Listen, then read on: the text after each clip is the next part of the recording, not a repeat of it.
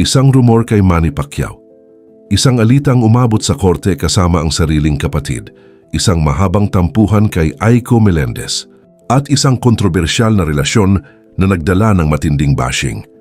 Ito ang mga kwentong bumuo sa pangalan ni Aramina, pero alin ang katotohanan at alin ang intriga? Si Aramina o Hazel Pascual Reyes Almarines sa tunay na buhay ay ipinanganak noong May 9, 1979 at lumaki sa Marikina. Anak siya ni Francis Marie Clenk na dating kilala bilang Venus Imperial at ni Ismael Chuck Matay III, dating kongresista ng Quezon City. Half-sister niya ang aktres na si Christine Reyes at isa sa kaniyang mga kapatid si Princess ay may Down syndrome, isang karanasang naging mahalagang inspirasyon sa kaniyang mga advokasya. Nagsimula siya sa showbiz bilang teenager sa That's Entertainment ni German Moreno gamit ang pangalang Hazel Reyes. Kalaunan, nakilala siya bilang Aramina. Noong late 1990s hanggang early 2000s, sumikat siya sa mga mature at sexy drama roles at naging isa sa mga prominenteng artista ng kaniyang henerasyon. Hindi basta image change ang pagpasok ni Aramina sa mga sexy at mapangahas na papel.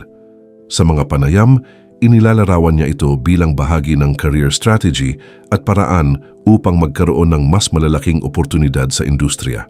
Bilang panganay sa malaking pamilya, mahalaga rin sa kaniya ang magkaroon ng mas matatag na kita upang makatulong sa kaniyang mga kapatid. Sa halip na manatili sa teen roles, tinanggap niya ang mga proyektong may mature themes at kalaunan, ginamit niya ang exposure na iyon upang mapatunayan ang kaniyang husay sa drama at komedya. Dahil sa kaniyang image at mga pelikula, binansagan siya ng ilang media outlets bilang Millennium Goddess. Pero bago po ang lahat, baka pwedeng palike muna ang video na ito. Isang simpleng click lang, pero malaking tulong yan sa aming mga content creators para makagawa pa ng mga kwentong gaya nito. Maraming salamat po.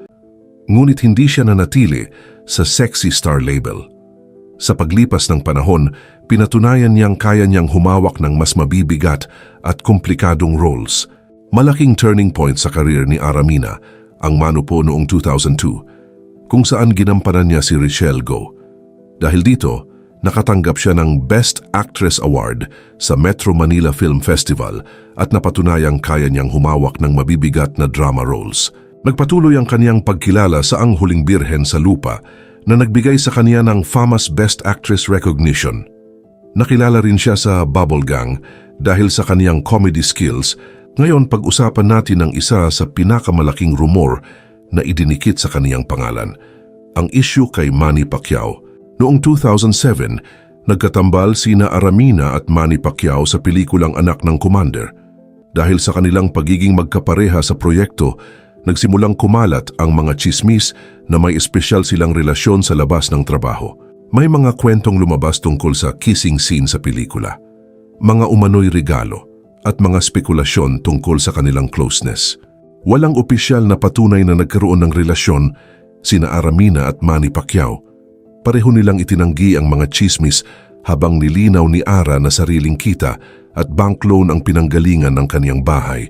Dahil parehong malalaking pangalan sina Manny at Ara noong panahong iyon, mabilis lumaki ang intriga. Nadagdagan pa ito ng mga kwentong may tensyon umano sa pagitan ni Ara at ni Jinky Pacquiao. Ngunit walang malinaw na public confirmation na magpapatunay sa mga detalye ng mga personal na kwentong iyon. Sa huli, nanatili itong showbiz rumor, malaki, maingay at matagal na pinag-usapan, pero walang solidong ebidensyang nagpatunay na nagkaroon sila ng relasyon o anak. Isa pang kontrobersyal na kabanata sa buhay ni Aramina ay ang naging alitan nila ng kaniyang half-sister na si Christine Reyes. Ito ay hindi lamang tsismis dahil umabot ito sa legal na proseso at naging pampublikong usapin. Noong 2012, nagkaroon sila ng hindi pagkakaunawaan tungkol sa isang townhouse at mga usaping pinansyal na may kaugnayan sa kanilang ina. Nauwi ang kanilang pagtatalo sa masasakit na mensahe at reklamo sa korte.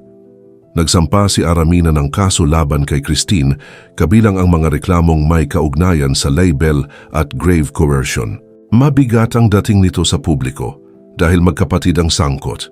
Ngunit kalaunan nagkaayos din sila. Naibalik ang kanilang relasyon sa pribadong paraan. at naging paalala ang kanilang kwento na kahit gaano kalalim ang alitan sa pamilya, posible pa ring magkaroon ng pag-uusap, paghingi ng tawad at pagkakasundo. Isa rin sa pinakamahabang showbiz conflicts na naiuugnay kay Aramina ay ang kaniyang naging tampuhan kay Aiko Melendez. Naging komplikado ito dahil may kinalaman sa mga dating relasyon at sa mga lalaking naging bahagi ng buhay ng dalawang aktres. Naugnay si Aramina kay Jomari Iliana matapos ang paghihiwalay ni Jomari at Aiko Melendez. Dahil sensitibo ang sitwasyon at kilala ang lahat ng sangkot, naging malaking issue ito sa showbiz. May mga tumingin kay Ara bilang third party, ngunit iginiit niya na walang overlap at wala siyang sinirang relasyon. Marami sa mga detalye ng isyung ito ay nagmula sa magkakaibang bersyon at media coverage noong panahong iyon. Pagkalipas ng ilang taon, naging partner din ni Aramina si Patrick Meneses, na naging ex-partner rin ni Aiko Melendez.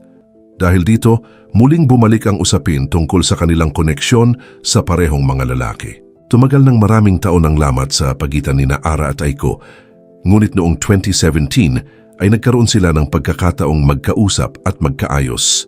Si Patrick Meneses ay naging mahalagang bahagi rin ng personal na buhay ni Ara dahil siya ang ama ng kaniyang anak na si Amanda Gabriel or Mandy.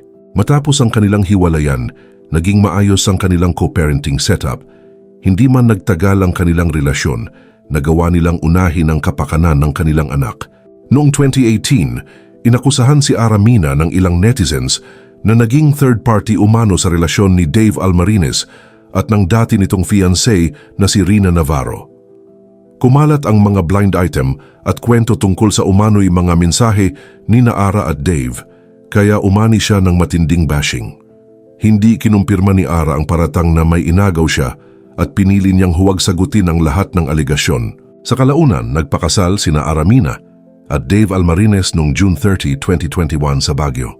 Ngayon, bumuo sina Ara at Dave ng blended family, kasama si Mandy at mga anak ni Dave mula sa naunang relasyon. Mas nakikita rin si Ara bilang asawa, ina, stepmother at businesswoman.